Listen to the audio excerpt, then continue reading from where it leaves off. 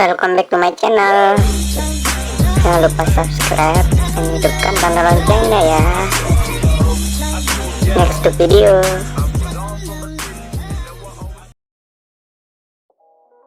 Baik, di video kali ini saya akan menjelaskan seputaran mata kuliah manajemen, yang dimana di sini saya akan bahas tentang konsep dasar manajemen. Baik, kita lanjut ke pengertian manajemen. Menurut J.R. Terry, manajemen adalah suatu proses khusus yang terdiri dari perencanaan, perorganisasian, pelaksanaan, dan pengawasan yang dilakukan untuk menentukan serta mencapai sasaran yang telah ditentukan melalui pemanfaatan sumber daya manusia dan lainnya. Nah, itu pengertian manajemen menurut G. Terry. Untuk secara umum, manajemen berasal dari kata to manage, yang artinya mengatur. Istilah manajemen atau manajemen telah diartikan oleh berbagai pihak dengan perspektif yang berbeda.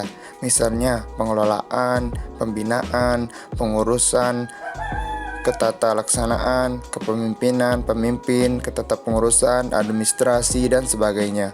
Manajemen itu merupakan suatu proses untuk mewujudkan tujuan yang diinginkan. Nah, begitulah pengertian umumnya apa sih itu manajemen. Baik, kita lanjut ke unsur-unsur manajemen. Itu terdiri dari mean, money, methods, material, machine, and market, disingkat dengan 6M. Nah, yang pertama di sini yang namanya mean, yaitu tenaga kerja manusia, baik tenaga kerja pimpinan maupun tenaga kerja operasional atau pelaksana. Yang kedua, money, yaitu uang yang dibutuhkan untuk mencapai tujuan yang diinginkan. Yang ketiga, metode, yang cara-cara yang dipergunakan dalam usaha mencapai tujuan.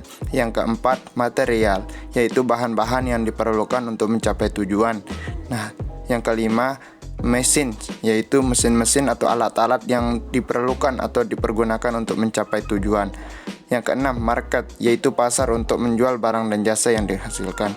Nah, dalam keenam tersebut, ketika salah satu tidak ada, maka hasilnya tidak akan maksimal. Sebab itu, satu sama lain sangat membutuhkan. Kita lanjut ke fungsi manajemen. Nah, yang dimana di sini seperti yang tertera di layar, ada 4 fungsi manajemen. Yang pertama, perencanaan atau planning. Yang kedua, perorganisasian. Yang ketiga, pengarahan. Dan yang keempat, pengendalian. Nah, di video kali ini saya akan menjelaskan satu persatu tentang fungsi manajemen. Yang pertama, perencanaan atau planning. Perencanaan atau planning. Perencanaan adalah proses penentuan tujuan dan pedoman pelaksanaan dengan memilih yang terbaik dari alternatif-alternatif yang ada. Perencanaan juga adalah fungsi seseorang manajer yang berhubungan dengan memilih tujuan-tujuan, kebijaksanaan-kebijaksanaan, prosedur-prosedur, dan program-program dari alternatif-alternatif yang ada. Nah, itu pengertian dari perencanaan atau planning. Adapun fungsi manajemen yang kedua yaitu pengorganisasian. Pengorganisasian adalah suatu proses penentuan, pengelompokan, dan pengaturan bermacam-macam aktivitas yang diperlukan untuk mencapai tujuan. Menempatkan orang-orang pada setiap aktivitas ini, menyediakan alat-alat yang diperlukan, menetapkan wewenang yang secara relatif didelegasikan kepada setiap individu yang akan melakukan aktivitas-aktivitas tersebut. Nah, itu untuk pengertian pengorganisasian. Fungsi manajemen yang ketiga, yaitu pengarahan. Pengarahan adalah mengarahkan semua bawahan agar mau bekerja sama dan bekerja efektif untuk mencapai tujuan. Nah, itu menurut Dr. Andes Haji Malayu S.E. Hasbuan. Dan juga pengarahan adalah membuat semua anggota kelompok agar mau bekerja sama dan bekerja secara ikhlas serta bergairah untuk mencapai tujuan sesuai dengan perencanaan dan usaha-usaha perorganisasian. Nah, itu menurut salah satu G.R. Terry. Nah, itu untuk pengertian fungsi pengarahan.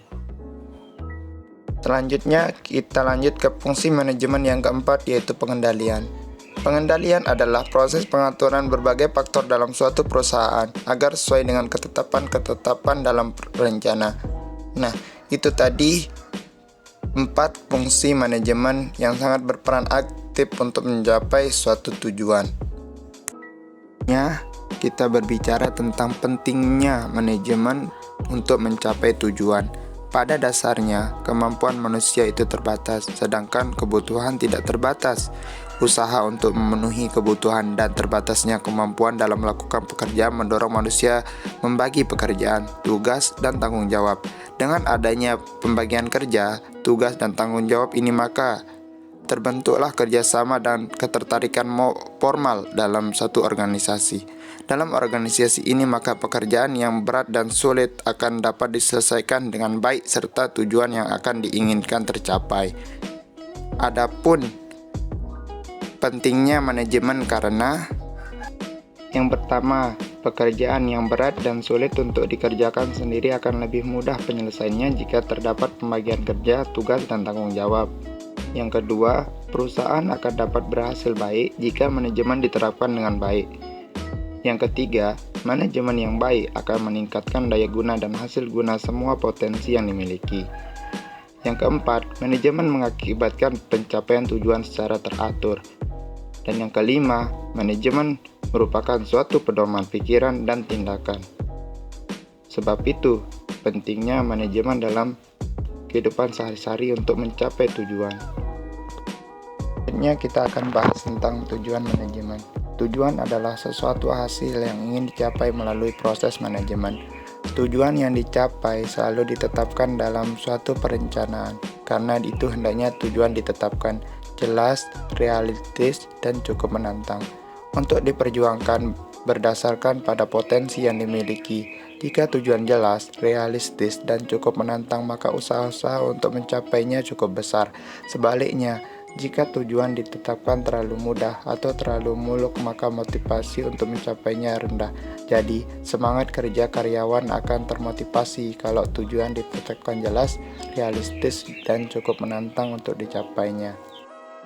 Kegiatan yang dilakukan manusia diharapkan dapat mencapai tujuan yang diinginkan. Seperti ketahui, tujuan dalam manajemen sangat penting karena tujuan tersebut dapat yang pertama, terwujudnya suasana kerja yang aktif, inovatif, kreatif, efektif, menyenangkan, dan bermakna bagi para karyawan atau anggota. Yang kedua, terciptanya karyawan atau anggota yang aktif mengembangkan potensi dirinya untuk memiliki kekuatan spiritual keagamaan, pengendalian diri, kepribadian, kecerdasan, akhlak mulia, serta keterampilan yang diperlukan dirinya, masyarakat, bangsa, dan negara. Nah, yang ketiga, tercapainya tujuan yang lebih efektif dan efisien dalam sebuah organisasi.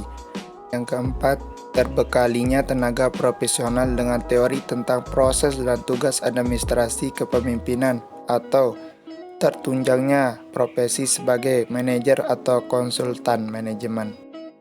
Berdasarkan tujuan tersebut, dapat dipahami bahwa manajemen memiliki peranan penting dalam mencapai tujuan yang telah ditentukan sejak awal.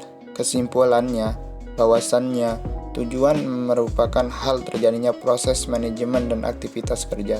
Tujuan beraneka macam, tetapi harus ditetapkan secara jelas, realistis, dan cukup menantang berdasarkan analisis data, informasi, dan pemilihan dari alternatif-alternatif yang ada. Kecakapan manajer dalam menetapkan tujuan dan kemampuannya memanfaatkan peluang, mencerminkan tingkat hasil yang dapat dicapainya. Nah, itu tujuan dari manajemen tersebut. Baik, mungkin itu saja untuk video pembelajaran pada hari ini tentang konsep dasar manajemen. Jangan lupa untuk share ke teman-temannya, dan jangan lupa dukung channel ini dengan cara subscribe, like. Terima kasih, see you next video.